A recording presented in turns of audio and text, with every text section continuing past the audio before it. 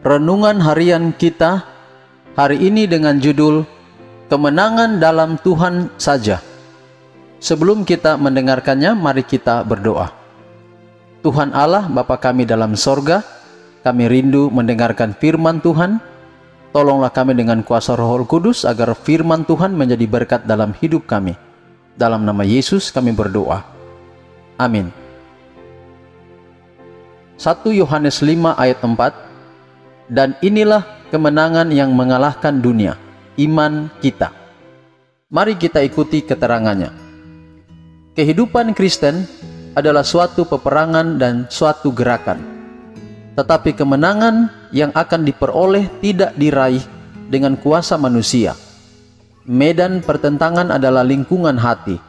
Pertempuran yang kita lancarkan, pertempuran terbesar yang pernah diadakan manusia, adalah penyerahan diri kepada kehendak Allah, penyerahan hati kepada kedaulatan kasih.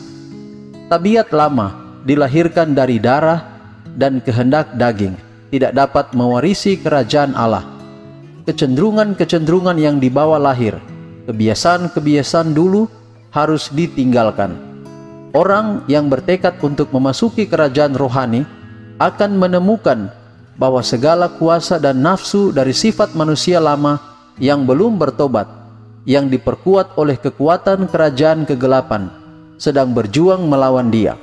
Sifat mementingkan diri dan kesombongan akan bangkit menentang segala sesuatu yang menunjuk keberdosaan mereka. Dengan kekuatan diri sendiri, kita tidak dapat mengalahkan keinginan-keinginan dan kebiasaan-kebiasaan jahat yang berjuang untuk menguasai. Kita tidak dapat mengalahkan musuh yang menahan kita dalam perbudakannya. Allah sendiri dapat memberikan kemenangan kepada kita. Dia ingin supaya kita menguasai diri kita, kehendak dan jalan-jalan kita. Tetapi Ia tidak dapat bekerja di dalam diri kita tanpa izin dan kerjasama kita. Roh ilahi bekerja melalui kemampuan dan kuasa yang diberikan kepada manusia. Tenaga kita diperlukan untuk bekerja sama dengan Allah.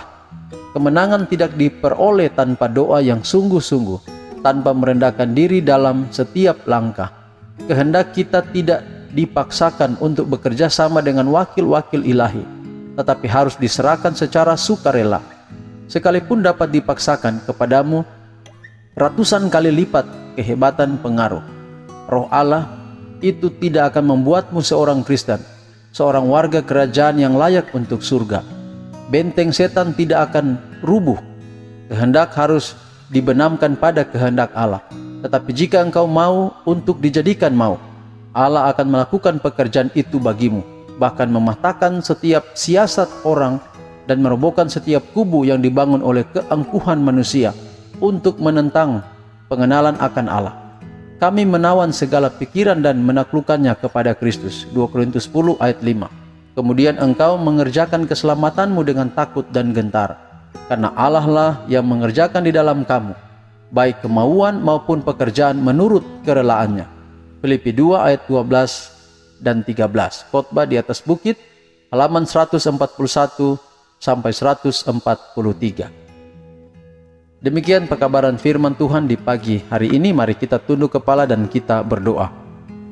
Tuhan Allah, Bapa kami dalam surga, terima kasih untuk pekabaran di pagi hari ini dapat menjadi berkat dalam kehidupan kami.